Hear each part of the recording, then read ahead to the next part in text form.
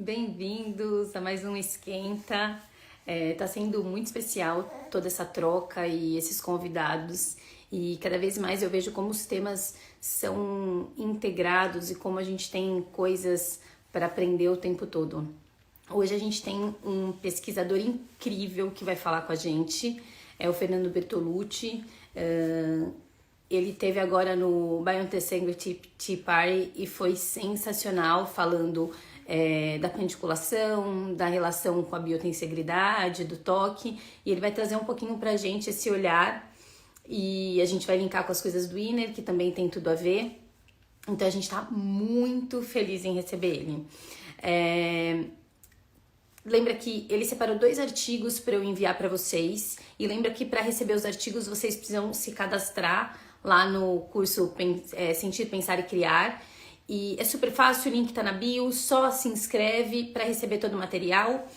E já deixa tudo preparado, porque semana que vem a gente começa, né, a falar um pouco mais desse modo de criação e como a gente pode ter ferramentas de autorregulação para ajudar os nossos alunos. Eu já vou chamar o professor para a gente já começar, e vão entrando, vão participando, vão perguntando, aproveitem, porque é a oportunidade da gente agregar conhecimento sempre, né? Vamos lá, vou chamar. Ele já vai entrar. Olá, professor. Olá, Bruna. Tudo bom, Tudo bom? Fernando? Tudo ótimo. Tudo e você? Tudo bom, que bom te receber aqui no Inner. Que bom. Obrigado pelo convite. É uma honra estar aqui. Obrigado. Ai, que legal. Fernando, ao longo dessas... A gente chamou várias pessoas, né, super interessantes e legais para falar de vários temas que todos acabam chegando nessa relação de tensegridade, biotensegridade, dessa relação de movimento mais orgânico e de como a gente consegue ter estratégias para conseguir atender, seja no consultório ou através da educação de movimento, conseguir chegar no nosso cliente de forma mais direcionada e com mais embasamento, né? E daí, quando eu estava fazendo toda essa rede, né, e decidindo todas as pessoas, eu falei, nossa, precisa ter o olhar do Fernando, né? Porque além de ser uma pessoa que estuda há muito tempo e está nesse projeto há muito tempo, eu acho que tem uma coisa do toque, não só do toque pelo toque, mas o toque com uma sensibilidade, com uma presença, e eu acho que é isso que você traz no toque tensegridade, né? Essa relação de fato chegar no cliente de uma forma direcionada. Então, um prazer gigante ter você aqui. Maravilha. Obrigado mais uma vez. Queria que a gente começasse, se você quiser começar se apresentando, se alguém não te conhecer, e já engatar nessa relação das suas pesquisas, falar um pouco de tensegridade, e a gente vai caminhando até chegar em autorregulação. Tá, então eu vou falar um pouquinho, da minha história. Eu acho que ilustra um pouco também, né? Eu estudei biologia primeiro, depois acabei estudando medicina, fui para reabilitação e sempre gostei muito dessa história de movimento, anatomia do movimento, etc. E acabei encontrando no Rolfing. Vocês devem conhecer o Rolfing, né? Acabei encontrando no Rolfing um recurso muito interessante. Primeiro, teoricamente, li o livro, depois fui paciente, achei bem interessante essa fáscia na época, há mais de 30 anos atrás, era praticamente desconhecido, né? Estudei Rolfing, e depois, quando eu voltei para o Brasil e comecei a aplicar o Rolfing na clínica, fiquei surpreso com os resultados. Primeira coisa, então eu estava acostumado a prescrever tratamento reabilitacional, principalmente medidas fisioterápicas, medicina física, com uma caneta e um papel. E quando eu pus a mão e comecei a fazer Rolfing, eu falei, peraí, tem uma história aqui que é completamente diferente. E aí comecei a estudar fácil, querendo realmente entender mais profundamente o que estava acontecendo embaixo da nossa mão, né? O que a gente sente embaixo da mão, os tecidos se movendo. O que é isso? Ninguém tinha me explicado suficientemente esse fato. E eu fui atrás. E comecei a estudar, e nunca mais parei.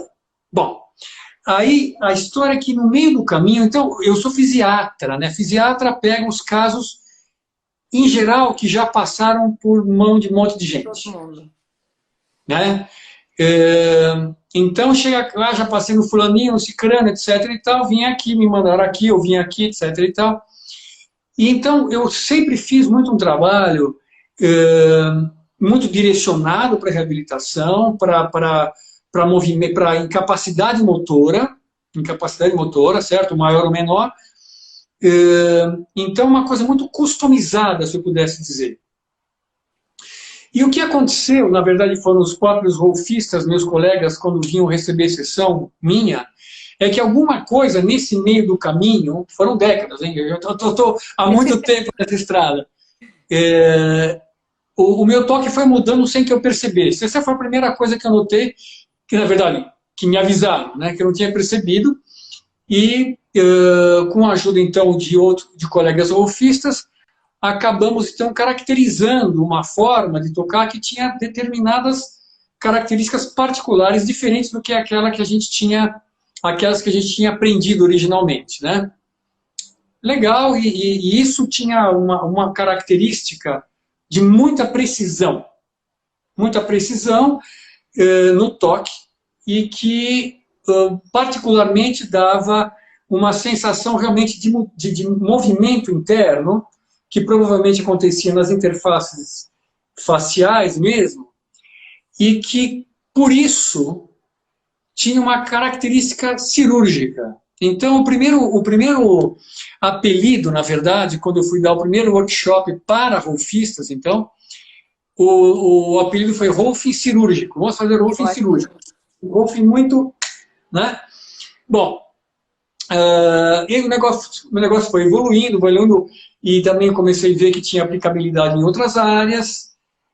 O nome foi mudando, mas, mais do que tudo, o que aconteceu em seguida foi que eu comecei a ver no consultório, durante o toque, esse tal toque, que tinha uma característica cirúrgica, eu comecei a ver uma atividade muscular involuntária no paciente. As primeiras vezes que eu notei eram na musculatura do pescoço. Eu trabalhando na região occipital, conseguia perceber que a musculatura do pescoço não estava relaxada, ao contrário, ela estava tensa. Palpável, era palpável. Puxa, que coisa mais interessante, né? Que será que está acontecendo que esse input manual mecânico está produzindo, aparentemente, uma resposta de uma atividade involuntária. Isso que é muito importante, é uma atividade involuntária da musculatura. Então, a pessoa está lá sem fazer nada e, no entanto, a musculatura dela torna-se ativa.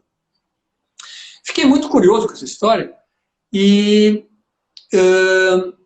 então, em seguida, eu comecei a fazer pesquisa nisso, com eletromiografia. E, efetivamente, foi muito emocionante, na verdade, as primeiras vezes, lá, então, conectado, os primeiros... Você deve ter visto lá nos artigos, né, do reposicionamento muscular, era o nome na época, em que a gente monitorou os eretores cervicais e eu fiz uma manobra na região occipital com a pessoa em supino. Incrível. E foi muito emocionante, na verdade, de realmente ver no monitor, peraí, tem realmente uma atividade aqui, né? E então publiquei esse negócio, fizemos depois um outro experimento em que parecia como a atividade não era só onde a gente estava movendo, estava com a mão, parecia que, às vezes, o corpo todo poderia ficar ativo.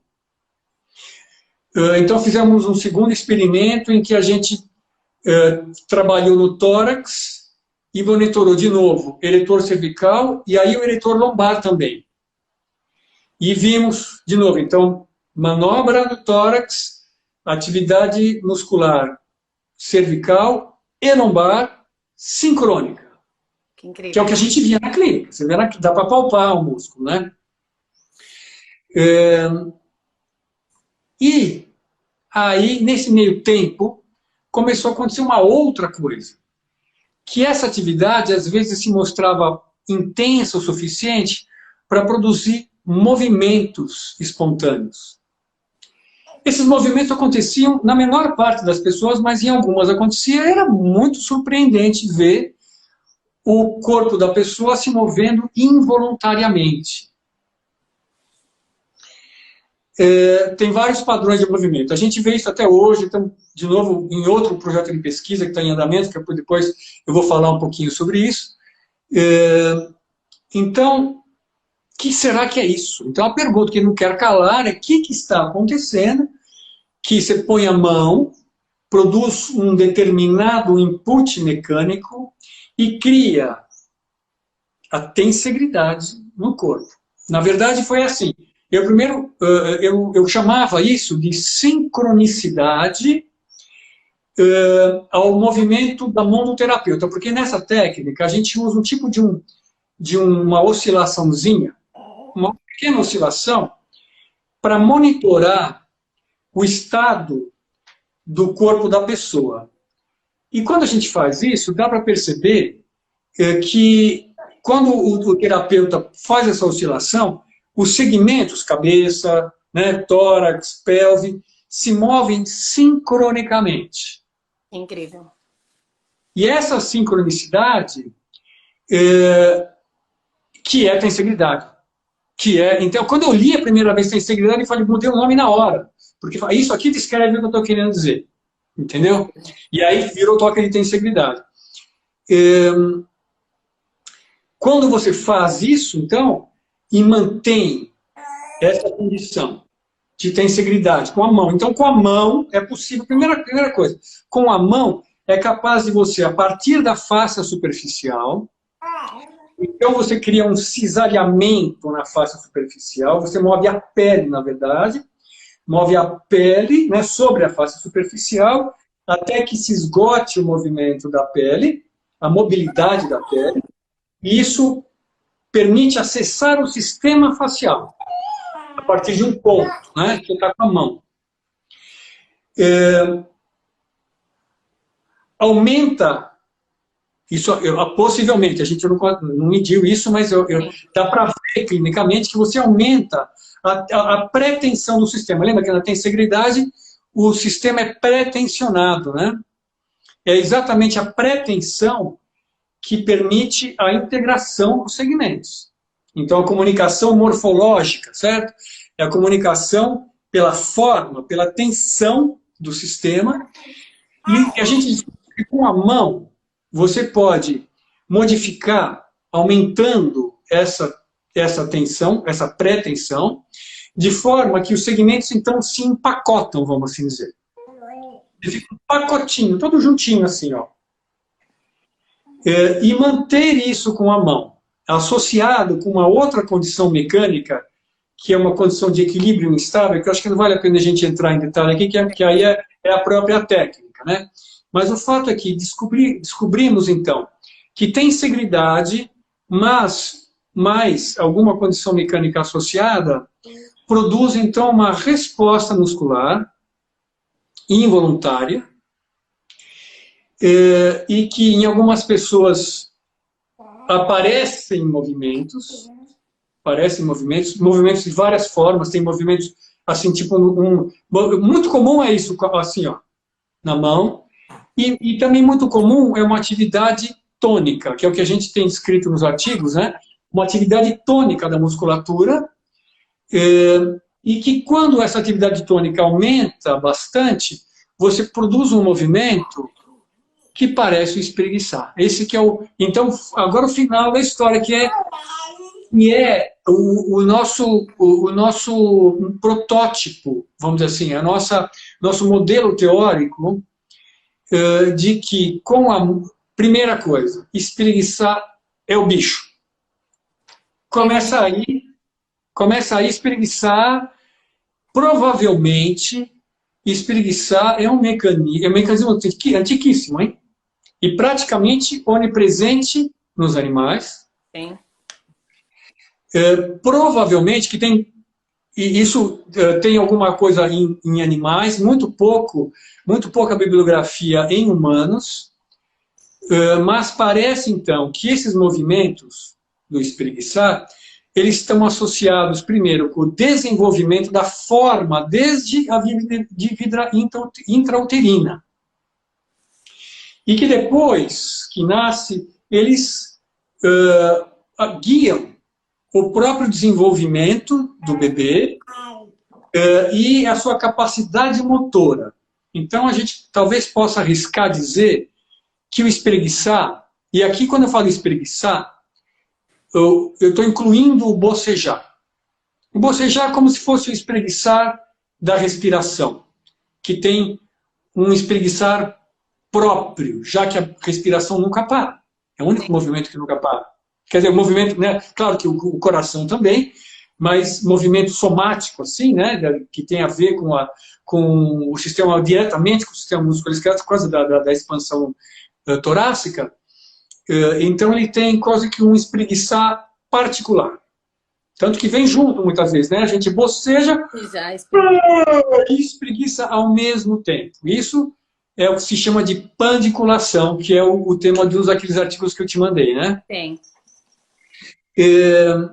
Então a pandiculação, vamos chamar aí a pandiculação, ela é provavelmente um sistema de manutenção, faz parte do sistema de desenvolvimento e manutenção da saúde como um todo, especialmente da motricidade. Mas é da saúde como um todo, porque a forma, como se sabe hoje, né, a tensegridade não está só, ela está muito ligada à saúde musculoesquelética, mas não só. Não. Lembra, né, a célula, na verdade, a primeira descrição de tensegridade na biologia foi no nível celular do Ingber, né? Antes de criar a termo biotensegridade, né? A célula tem um esqueleto próprio, que provavelmente é uma estrutura de tensegridade, onde as organelas, ao redor do qual as organelas se organizam, e, consequentemente, o metabolismo celular depende da forma da célula, que depende da forma do corpo. Quando eu espreguiço, eu não estou só espreguiçando o braço, pé, eu estou espreguiçando a célula lá dentro. E isso provavelmente é um estímulo que vai, como que resetar, vai refrescar a forma do corpo, a sua capacidade motora e, consequentemente, a forma das células que estão aí imersas no sistema facial. O sistema facial é a rede onde as células estão presas. Então, se as células estão lá boiando não, presas na fáscia, se a fáscia está encolhida, a célula está encolhida e a célula encolhida funciona mal. Com certeza. E aí já é problema. Então, o modelo então, que a gente utiliza é esse. O espreguiçar, ele é um mecanismo poderosíssimo, muito... é como se fosse assim, ele está mais do que testado. Mais do que testado. E ele é diferente de fazer um alongamento. Vocês já perceberam como é diferente fazer, espreguiçar e fazer um alongamento? Então, o que tá acontecendo, o recrutamento motor é totalmente particular. Certo? A sensação é totalmente diferente. Então, quando você está fazendo um espreguiçar, você provavelmente está aumentando o que eu chamo de felicidade celular. Que ótimo. Que é o quê? Lembra da interocepção? Né? A interocepção, hoje se sabe que o sistema de manutenção, o sistema autônomo, né, nervoso autônomo, está monitorando muitas variáveis bioquímicas. No nível tecidual. Então, em outras palavras, os tecidos falam com o sistema nervoso central, pelo sistema nervoso autônomo, das suas próprias necessidades. E o espreguiçar atende a essas necessidades. É por isso que o espreguiçar num dia, existem padrões É certo que existem padrões hum, estereotipados, que têm a ver com os próprios movimentos, de andar, de correr, de levantar, de rolar, né? De agachar, todos. Então, existe uma estereotipia. E dentro da estereotipia, existe uma particularidade, de acordo com o que você fez no passado próximo. Então, se eu dormir mais ou menos assim, e as células lá ficaram meio infelizes, porque pressionou o tecido e aí a irrigação ficou comprometida naquele tempo, elas estão avisando o sistema nervoso autônomo de um nível subconsciente. E estão desenhando o espreguiçar. Customizado. Customizado. Isso que é maravilhoso, né? Então não tem fórmula. Qual que é a fórmula? É a fórmula que emerge a cada momento. Então, se eu estou, sei lá, sentado com a perna cruzada, de repente vai dar uma vontade de fazer assim, é aquele assim. Né? Né? E isso, então, é customizado para aquela pessoa, para aquele momento, né? Incrível. Fernando, você sabe que eu fui bailarina profissional, né? Daí fui físio, daí eu fiz osteopatia, fui indo para o lado da terapia manual. E quando surgiu eu entender que eu queria ter essa organização, que é hoje em dia o Inner Balance, para mim vinha muito como eu ia conseguir ter o mesmo recurso das minhas mãos nos alunos, né? Porque a intenção era propagar. E por muito tempo eu fiquei numa pesquisa, enfim, eu fiz algumas especializações em Nova York e eu ficava numa pesquisa de conseguir entender como eu iria chegar nesse aluno à distância ou numa sala grande, não precisar do toque o tempo todo, né? E foi incrível, porque através dessa relação, e eu, enfim, eu estudo muito educação somática, e através dessa descoberta desse movimento mais orgânico que tem a ver com essa escuta e esse entendimento do que eu preciso, o que o meu corpo precisa agora, a gente foi descobrindo intuitivamente, há 15 anos atrás, que os movimentos mais espreguiçados, que tinha mais um processo autoral do aluno, fazia com que ele se modificava ao longo desse processo, né? E daí depois a gente o Inner tem alguns acessórios, bolinha, tem um tecido, e agora a gente está desenvolvendo um outro que também auxiliam essa relação da gente conseguir entender qual a necessidade do nosso corpo, quase como uma reaprendizagem, né? Não só do movimento, mas do que o nosso sistema vai pedindo ao longo da nossa vida. Maravilhoso, maravilhoso. Você veio de outro, né? De outro caminho, muito legal. Então, exatamente, eu acho que é possível, né? A gente estimular esses mecanismos que a gente pode classificar de comportamentos homeostáticos, né? São comportamentos que aumentam a nossa adaptabilidade ao meio. Então, se eu estou aqui agora, que nem eu bebi um gole d'água agora, porque eu estava com sede. Então, o desconforto da sede me dá vontade de beber água, e eu pegar a água e tomar é um comportamento homeostático. Com certeza. Da homeostase geral, sistêmica, porque lá, né, tem aquela monitoração da osmolaridade, etc. e tal. E aí tem essa que é somática. E é gozado, também eu acho interessante eu tenho a impressão, Bruna, que de certa forma a nossa humanidade, né, o neocórtex, todas as estruturas mais novas neurologicamente, trouxeram muita coisa, né, a cultura, né, a civilização, etc, etc. Mas, ao mesmo tempo, talvez tenha nos afastado possibilidade de expressar esses comportamentos mais livremente. Sim, com certeza. Bocejar é feio. Espreguiçar é feio. Tá certo? Eu lembro, eu estava na mesa, no almoço, né, Eu sem lembro fome. disso comigo. Eu começava a espreguiçar, eu tomava bronca da minha mãe. A gente ensina os nossos filhos que é feio bocejar na frente do outro. E tem etiqueta, é verdade. Isso tá imbuído na sociedade. Outra coisa, de repente eu pego e tenho que acordar na hora X, eu coloco meu despertador 5 para X, sei lá, X, eu levanto de um pulo. Vocês já repararam, por exemplo, os animaizinhos de estimação, né? Quando eles acordam, qual é a primeira coisa que eles fazem? Nossa, espreguiçam.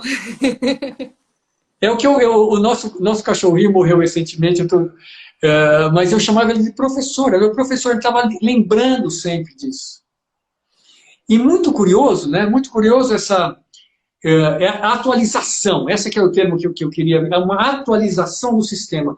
A fáscia, ela é muito dinâmica, especialmente o tecido o frouxo, né? Que tem um metabolismo mais alto, né? O tecido denso não tem um metabolismo tão rápido, mas o tecido frouxo tem. Especialmente a relação dos glicosaminoglicanos com a água, e por um lado, e com o lado com o colágeno. Né? Então, vamos dizer, né, a consistência do nosso corpo, ela é altamente mutável. Altamente mutável. Por isso que a gente acorda mais duro do que a gente foi dormir, né? Quando a gente acorda, é normal, você acorda meio durinho, né? Então, o espreguiçar, ele atualiza o sistema. Atualiza o sistema, provavelmente desfaz ligações entre glicosaminoglicanos, ácido hialurônico e colágeno. De forma a restabelecer essa mobilidade interna que é fundamental para a distribuição adequada de forças dentro do sistema tensegral. Senão a gente fica desconjuntado. Sim. A tensegridade deixa a gente conjuntado. É. Parece que o corpo vai se reorganizando, né? Eu tenho muito essa impressão. E o Pedro perguntou isso, eu tenho 2 bebês, né? Uma que é uma criança agora, vai fazer 3 anos, e eu tenho um que está aqui comigo agora, de 4 meses. Ai, que delícia! Eu criei o hábito com eles de quando eles acordam, eu, enfim, canto uma música, eu sou, tipo, vim da dança, né? Então eu canto uma música, me expresso, não sei o quê, e daí eu paro, sente, eu falo, para, sente, percebe o que você quer. Na hora, minha de 3 anos, ela se espreguiça, e daí, tipo, deu os 5 minutos que ela tá na cama, meio que organizou, e ela vai pra vida. E, Fernando, é impressionante como a minha pequena, ela foi pro movimento, sabe? E eu percebo que é muito disso, de entender as necessidades e de se organizar. Foi uma criança que o tempo inteiro eu deixei ela pisando no chão descalça, fiz toda a parte sensorial, eu vim da físio, então eu faço chantala neles, eu vou estimulando e eu percebo como o corpo deles se organizam de forma diferente. O meu bebê de 4 meses, eu resolvi deixar ele explorar e chegar nos posicionamentos por ele, em vez de ficar estimulando. E, Fernando, é impressionante. Ele fez 5 meses agora, ele já se organiza para sentar, e o pé e as mãos super acordados. Você percebe que se a gente dá a permissão para o corpo dialogar, né? Ele mostra recursos fantásticos, porque ele é mega inteligente, né? Exatamente. E uma coisa que você falou agora, né, da tua pequena, que ela fazendo assim, sorrindo, né? Porque existe uma fruição, é gostoso. É gostoso bocejar, é gostoso espreguiçar, como é gostoso beber água quando a gente está com sede. Sim. Mas quando não está com sede, não. Entendeu? Então, é muito interessante a dinâmica, certo? Então, a fruição, e a criança, Você vê, a criança gosta de pular, a criança gosta né, de correr. Essa fruição, eu acho, de novo, que a gente vai perdendo, conforme a sociedade coloca a gente na caixinha do comportamento quadradinho, né? Então, nós, né, vamos dizer assim, educadores somáticos, se a gente for considerar isso, eu acho que tem uma desconstrução que envolve um pouco isso, né? É claro que eu acho que talvez com o tempo isso mude, né? Mas por enquanto, né, você já vai continuar sendo feio. Então acho que tem estratégias, né, inclusive com os filhos, né, de explicar esse negócio, né? E de quando eles forem maiores, é claro, né? Quando é pequeno, deixa solto, né? É claro, né?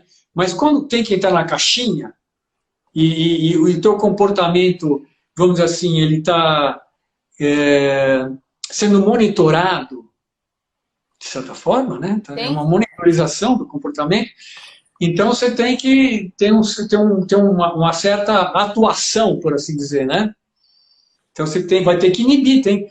A educação envolve inibir comportamentos espontâneos. Com certeza. Tudo bem, acho que a gente tem que aprender isso e, ao mesmo tempo, ter a crítica de que essa inibição, muito provavelmente, ela vai na contramão da saúde. Com certeza. De certa forma, né? E de talvez... autopercepção, né, Fernando? Eu acho que quanto a gente vai crescendo e vai perdendo esse olhar interno, né? Total. Das minhas necessidades, total. Enfim. E vira a necessidade o que é externo, né? Tipo, ou que não tem jeito. Ir no banheiro, não tem jeito, então você vai. Exato. E de repente eu vou no especialista, ou no educador físico, fisioterapeuta, perguntar o que eu devo fazer. É gozado esse negócio, né? É gozado. Como se a outra pessoa... Aliás, também, de novo, né? A medicina é um pouquinho... E a atenção à saúde como um todo, né? É um pouco anti-evolutiva nesse sentido. Sim. É verdade que o conhecimento é maravilhoso, né? Eu adoro, faço ciência, entendeu? Estamos lá, eu acho maravilhoso, nada contra. Mas a gente tem que ter a crítica, de qualquer forma, né? Na medida em que você eventualmente terceiriza a atenção à tua saúde. Então, acho que tem um resgate que a gente pode, inclusive, de novo, como educador somático, etc., a gente pode auxiliar a pessoa a resgatar e a confiar. Nos instintos, né?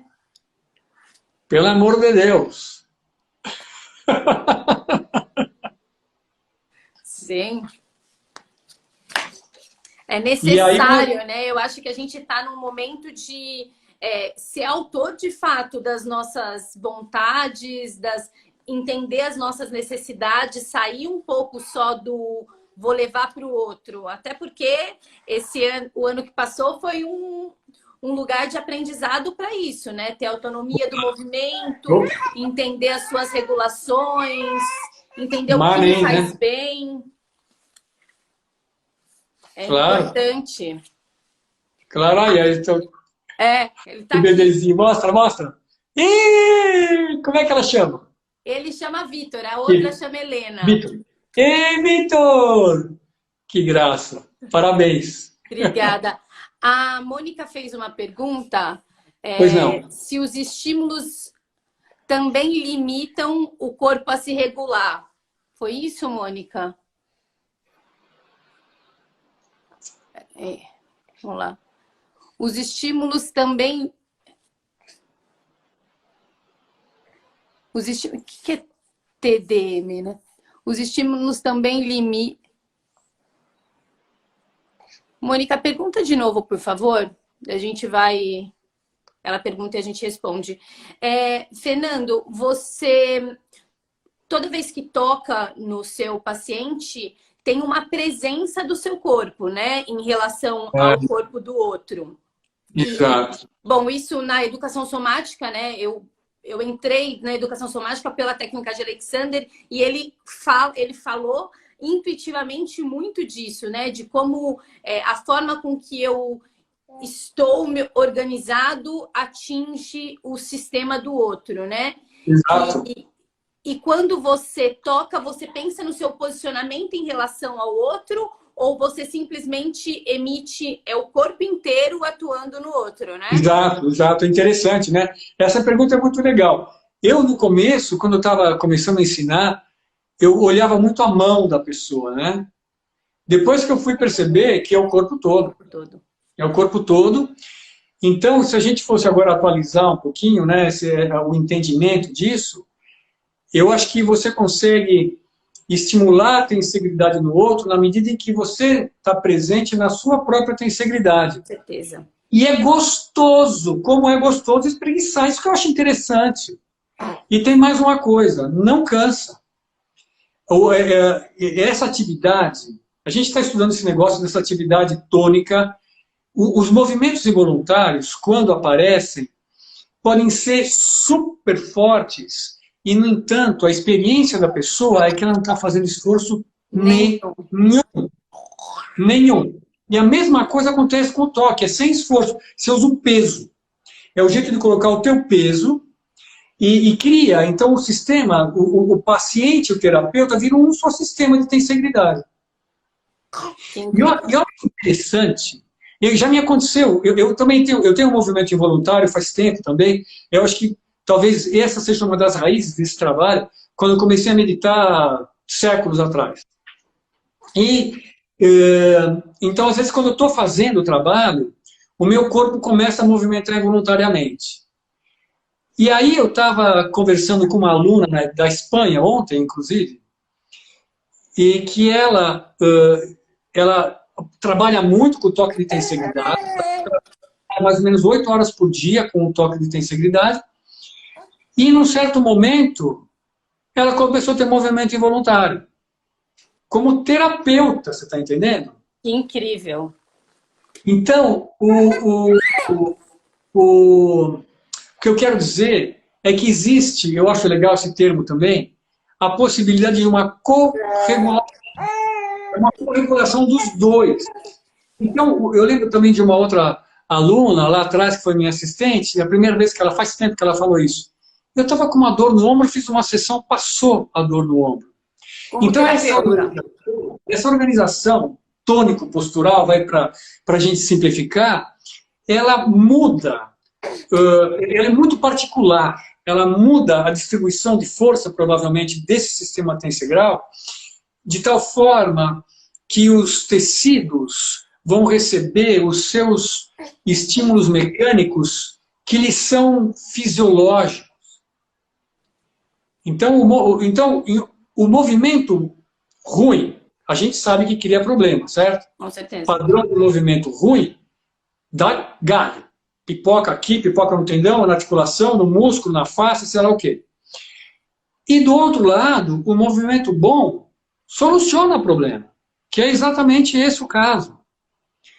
E o que, então, acho muito valioso essa compreensão de que a gente nasceu com um sistema de autorregulação poderosíssimo e que provavelmente em todos nós ele está inibido, mais ou menos aqui ou ali, mais ou menos inibido, e talvez um tanto da pandemia, para usar esse termo, de dores musculoesqueléticas que a gente tem hoje em dia, tenha a ver com isso, com a subutilização, talvez, desse sistema, da inibição desse sistema, que, como a gente vê, ele é muito poderoso e muito confiável. Cada vez mais, no começo, eu às vezes, quando ia fazer tenseguridade em algum paciente, criar tenseguridade, eu tinha que fazer umas posições que eram estranhas. Eu ficava incerto até, será que esse negócio está certo? E, no entanto, a pessoa estava lá, tranquila, o meu corpo estava sentindo no meu corpo essa conexão que a gente acabou de falar. Então eu falei, então eu vou confiar nisso aqui. E comecei a ter uns resultados assim de que se você olhar o que você está fazendo, parece que você está torcendo a pessoa e está fazendo mal para ela. E ao contrário.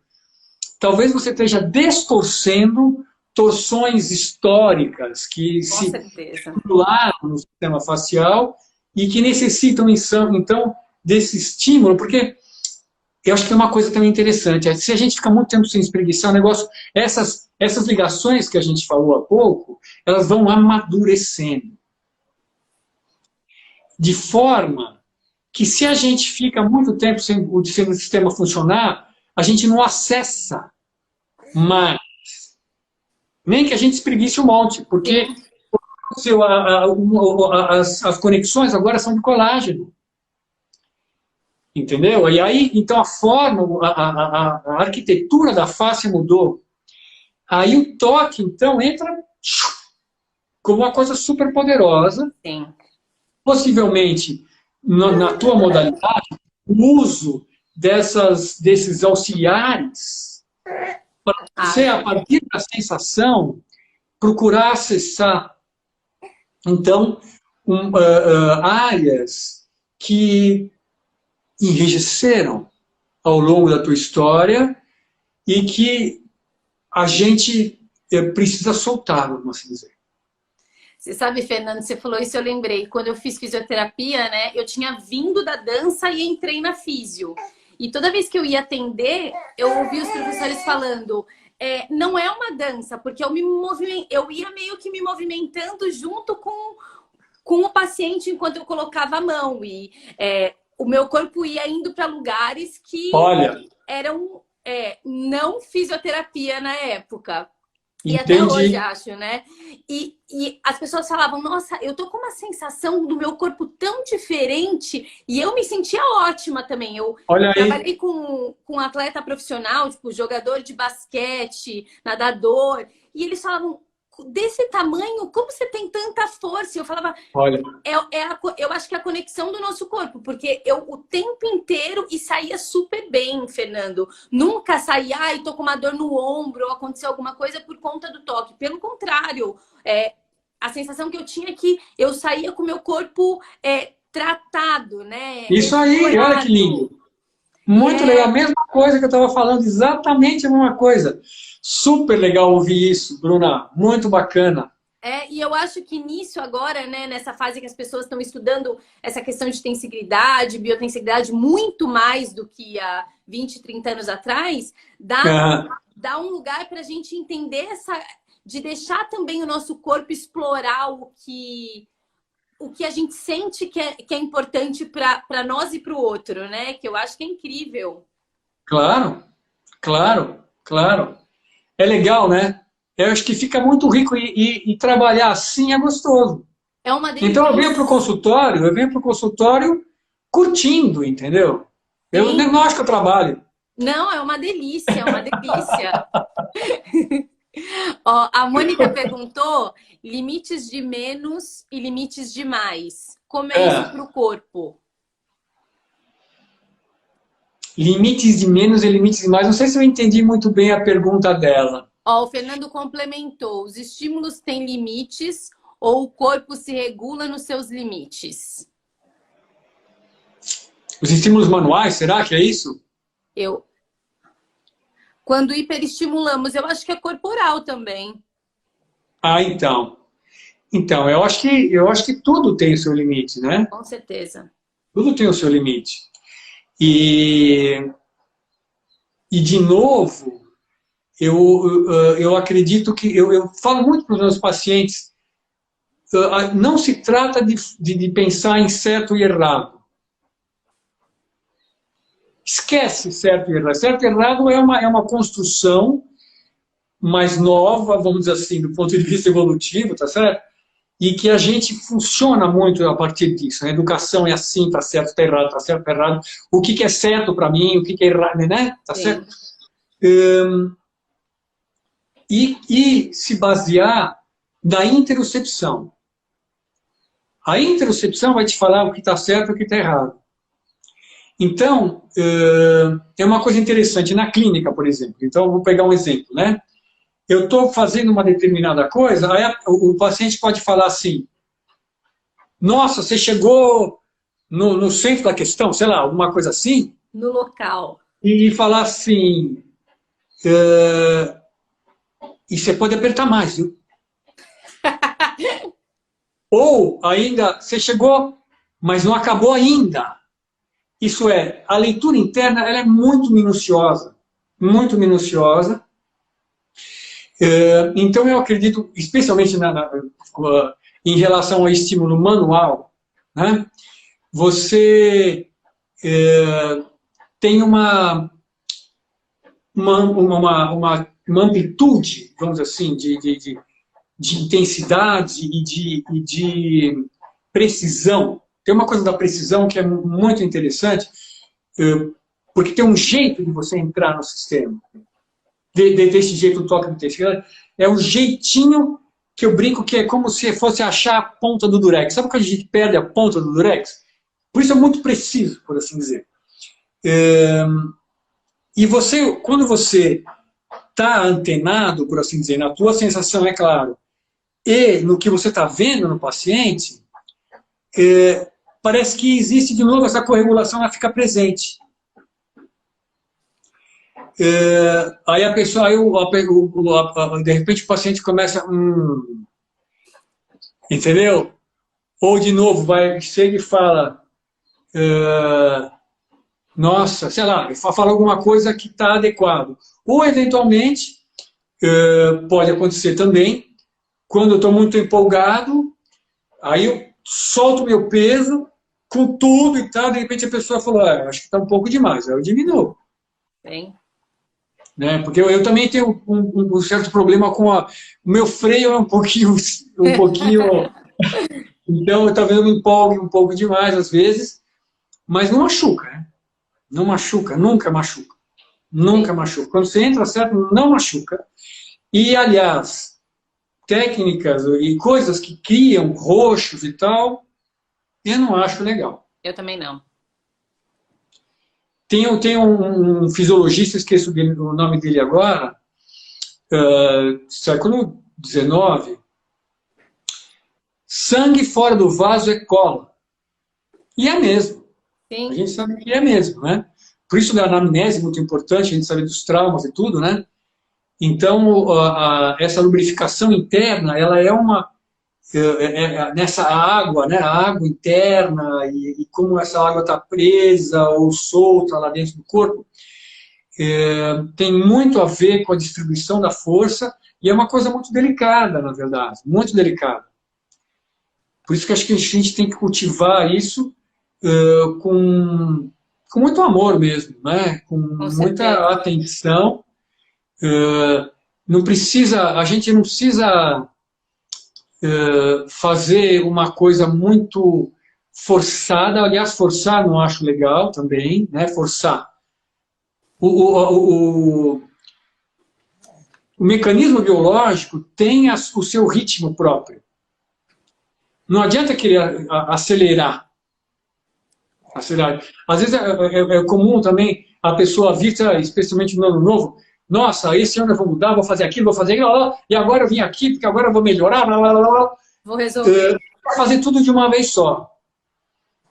Menos, né? Menos. Acho que tem o metabolismo, ele tem de novo, um ritmo. Dependendo do tipo de tecido que a gente está lidando, você não pode, não dá para você mudar de uma vez. Né? Então, essas coisas dos limites, então, né? Os limites.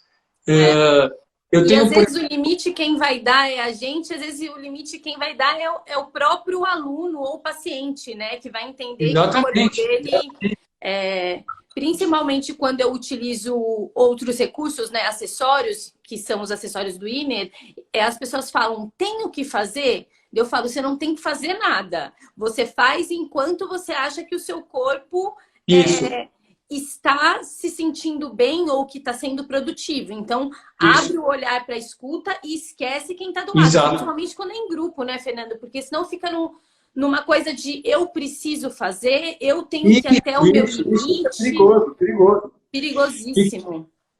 Então, as pessoas podem se machucar quando o estímulo ele é excessivo, por assim dizer, quando a pessoa está muito preocupada, por exemplo, tem uma paciente que está muito preocupada com uma lesão que ela teve, etc. e tal, ela fica se estimulando o tempo todo, está machucando o tecido, passou do limite. Porque a escuta ficou, é como se a escuta ficou desregulada. E aí eu acho que tem também uma sensibilização, né? Retornar uma sensibilização, né? Pode ser um pouquinho dolorido, pode, mas é aquela dorzinha boa, né? É aquela dorzinha boa que é diferente de uma dor que a gente sabe que machuca, a gente dá para diferenciar isso, certo? E, no entanto, às vezes a crença de que eu preciso fazer isso, quanto mais eu fizer melhor, eu posso me machucar. Opa! Tem, com Sem certeza, dúvida. com certeza. Sem dúvida. Então, sim, há limites, a gente tem que respeitar. E a simples atenção, desculpa, atenção, só um segundo. A atenção às sensações, quando a gente está afinado com quando a nossa interocepção está refletindo a realidade metabólica dos tecidos, mas, vamos dizer assim, de uma forma fidedigna, né? E a gente se desvencilha dos conceitos de certo e errado, é um bom caminho. Sim. Eu acho que é um bom caminho. Com certeza. Acho que cada vez mais a gente vai entender que cada pessoa precisa de um tipo de toque, de um tipo de movimento. Isso não significa que ela não pode fazer alguma coisa, né? Significa que a forma com que ela vai utilizar vai ser dentro do processo dela, né, Fernando? Exato. Então, exatamente. Tirar esse certo e errado eu acho muito importante, até pensando no que a gente quer gerar daqui para frente, né? Essa consciência pelo movimento, a consciência pelo toque, eu acho que coloca muito para repensar todo esse olhar mais contemporâneo, né? Da saúde, Exato. eu acho. Exato. Eu acho que é uma libertação, né, Bruna? Tipo, para mim, sou um tipo de uma libertação, né? E também acho para usar uma palavra, né, que está se usando, empoderar, né? A própria pessoa. Sim. A gente pode ser muito mais autônomo, autossuficiente no nosso próprio cuidado, uma coisa, né? E quando a gente vai buscar ajuda, né, eu vejo muito mais uma coisa de parceria mesmo, né? Com certeza. Qual hierarquia, né? Tem acho que uma coisa histórica até, talvez, né? A pessoa vai no médico, o médico é quem sabe. Não, e daí tudo que fala é amém, né? Tudo que o médico então, fala... Exatamente. Mal menos, né? Mal menos. E, por outro lado, o médico crê que sabe. Aí pior ainda.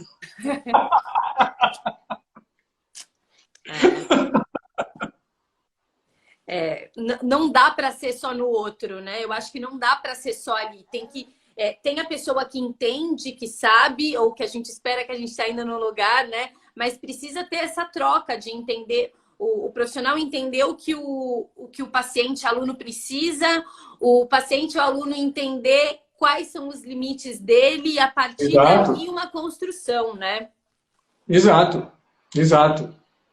A Érica perguntou, Fernando, quando o paciente não tem essas sensações internas do corpo dele, se daí é hora de usar a nossa interocepção e o nosso conhecimento como profissional, né? Legal essa pergunta, muito boa. Eu acho, e a gente vê isso mesmo, né? Talvez por falta de exercício de uso, né? Lei do uso e desuso, basicamente. Quando a gente historicamente está distante da percepção do nosso corpo, etc. e tal, está muito para fora, por assim dizer, né? Eu gosto do termo da presença sensorial, né? O quanto a gente está presente para as nossas sensações, né? O sistema vai quase que definhando, mas ele está lá. Então, o educador somático, né? Os terapeutas, eles podem ajudar a pessoa a resgatar isso.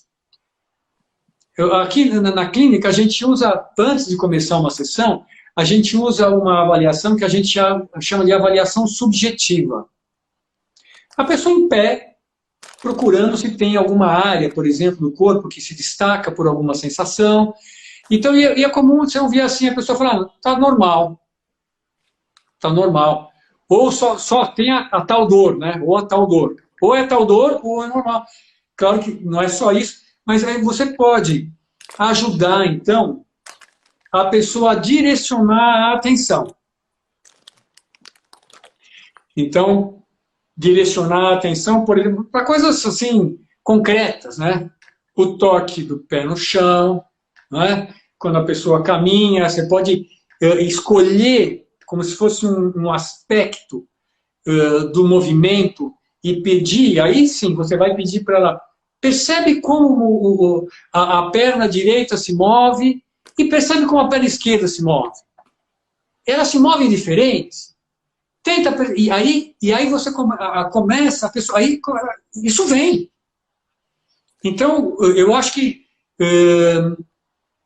é muito legal, inclusive, ver como isso vem até rápido. Para a pessoa que está motivada e que está afim de se conhecer mais. Né? Se ela abre a escuta, né, Fernando? Eu vejo exato, muito isso no exato. A gente trabalha o tempo inteiro com comparação, imagem, aumento da percepção. É o foco da condução da prática. E a gente vê uma melhora nessa percepção e nessa autoescuta impressionante, né? Às vezes a pessoa fala, ai, não, essa pessoa não tem o perfil desse tipo de trabalho. Mas eu acho que toda pessoa, se está afim, tem a possibilidade de ter essa percepção. Eu não acredito nesse olhar, são para alguns. Eu acho que são para todos. Não, eu acho que não. Isso aí é biológico. Sim. Isso aí é biológico. Isso aí está por trás da nossa presença aqui agora falando como seres vivos. Entendeu? O sucesso, né, da própria evolução é isso. É assim. É disso que se trata, né? De um sistema de manutenção da vida que está super, super testado e que, de novo, como a gente falou, né, de alguma forma ele está alterado e é uma coisa mais ou menos recente, né, tem a ver com a própria aculturação do indivíduo e que ele está lá. Ele certamente está lá e a gente vê de novo no cachorrinho, né? Tem. No cachorrinho, quando ele está assim, ele faz assado, quando ele está com a pata machucada, não apoia a pata no chão, quando ele está meio borocochô, ele não vai brincar, e vai brincar quando ele está disponível, e etc. Né? Então, esse jogo, por assim dizer, que eu acho maravilhoso, né, da vida acontecendo, então, e essa ciclagem, né, do sistema nervoso autônomo, descanso, atividade, né, descanso, atividade. Como é que você está? Acho que uma pergunta que todo mundo poderia se fazer quando acorda de manhã, como é que você está? Como é que você está para esse dia de hoje, né? Como é que está a tua motivação? O que eu estou precisando, né? O que eu estou precisando hoje? O que o meu corpo pede? Exatamente, exatamente. Então, né, a gente sabe hoje que quer dizer, isso é um modelo, né? Um modelo, mas que já está bastante avançado, né? No sentido em que a própria consciência ela está baseada no corpo. Não existe uma consciência do cérebro. Sim. Como se o cérebro estivesse boiando no corpo e o cérebro tivesse consciência. Não. A consciência está baseada no corpo e aí a própria interocepção. Isso começou lá atrás também com o Sherrington, né, 1890, por aí. E hoje em dia com o Damasio, que ele pegou esse negócio e foi mais longe. Né? É a mesma ideia de que o que eu estou... a decisão que eu vou tomar aqui agora para fazer uma determinada coisa, seja até no trabalho, ela tem como base todos os nossos mecanismos biológicos corporais, do sistema mesmo. Né? E a gente sabe, quando a gente vai no mercado, a gente compra, quando está com fome, você compra mais. Com certeza. Está aí um exemplo, entendeu? Está aí um exemplo de que isso é verdade. Você está com fome, opa, peraí, é mais, é mais. Então, é a decisão que você vai tomar, né? Então, eu acho interessante também notar como algumas pessoas, você deve ver isso também na tua prática, que elas vem com uma dor, ou vem com uma queixa e tal, e no final de um processo até esqueceram da dor e estão muito mais surpresas com possíveis mudanças na dinâmica humoral, na dinâmica emocional que ela experimentou ao longo do processo. É muito bonito isso. É lindo. Eu acho que, inclusive, a gente ir em busca de entender os mecanismos fisiológicos subjacentes a isso é muito bonito, porque a gente vê na clínica. Você deve ver também, né? A pessoa muda, né? Tinha uma brincadeira, né, que o pessoal fazia lá atrás, né?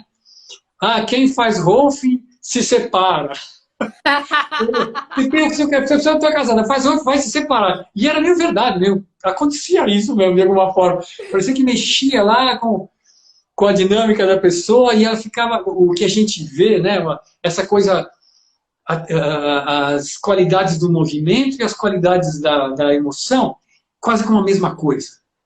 Adaptabilidade, flexibilidade, estabilidade, entendeu? Do corpo e da mente. É engraçado. Coisa, né? Fernando, todos os depoimentos que eu pego de pessoas que fazem a formação do Inner ou são alunos, eles falam, transformou a minha vida, porque a forma de eu estar no mundo fica diferente.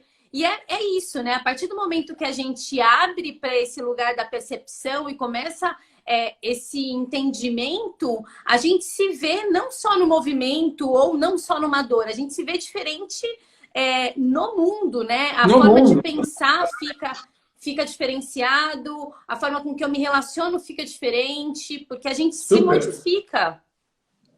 Não é legal isso? É incrível, né? É incrível. Fernando, eu acho que daqui a pouco a gente cai, porque o Instagram ele fecha em uma hora. Tá bom. Então, que delícia ter o seu olhar e seu conhecimento. Muito, muito obrigada. É um prazer. Teve alguém que perguntou de coisas para estudar. A gente vai mandar 2 artigos que o Fernando separou para vocês. E o que precisar, tanto nas redes sociais do Inner quanto no do Fernando, a gente está sempre propagando informação, né? Então é só procurar a gente. Maravilha, Bruna, muito obrigado. Muito obrigada. Assim Deixa que só estiver no terminar. Brasil, vou fazer o Toque de Tensegridade. Estou morrendo de vontade. Venha. E a gente está, no novo projeto de pesquisa, tem novidades que vão aparecer já. Estamos vendo lá, com estimulação magnética transcraniana, coisas que vão de acordo com as nossas hipóteses. Estou muito contente com isso agora. Que delícia, maravilhoso. Muito, muito obrigada. Obrigado a você pelo convite, uma delícia conversar aqui com você e com a tua audiência, maravilha. Obrigado, pessoal, pela audiência. E estamos aí nessa seara da educação somática, né, e de fazer a vida brilhar de dentro de cada pessoa. Com certeza. Que lindo. Obrigada, Fernando. Obrigada, gente. Obrigado. Tchau. Tchau. Até, Fernando. Sexta-feira a gente vai ter mais uma... Peraí. Deixa eu tentar. Fernando, eu só vou encerrar. Bom, eu queria agradecer a todo mundo. Que incrível, né? Ter uma pessoa tão especial e com um olhar tão... que passou, né? Uma transição, então muito, muito bom. Na sexta-feira a gente vai falar sobre corpo e emoções, então eu espero vocês, 12h30. E muito, muito obrigada. Quem quiser saber mais sobre o Toque de Tensegridade, entra lá no Instagram do Fernando. E lembrando que a gente semana que vem a gente entra numa semana bem especial, que a gente fala de todo esse processo, de como a gente cria através de um pensamento mais global e através dessa relação de autocuidado. Então eu espero vocês semana que vem, vai ser de segunda a sexta, às 12h12 do Brasil. E é isso. Beijo, gente. Obrigada. E obrigada por tudo isso proporcionar, né? Que a gente conseguia... Eu tô aqui nos Estados Unidos trabalhando com meu filho e tô aqui falando com vocês. Beijo, gente.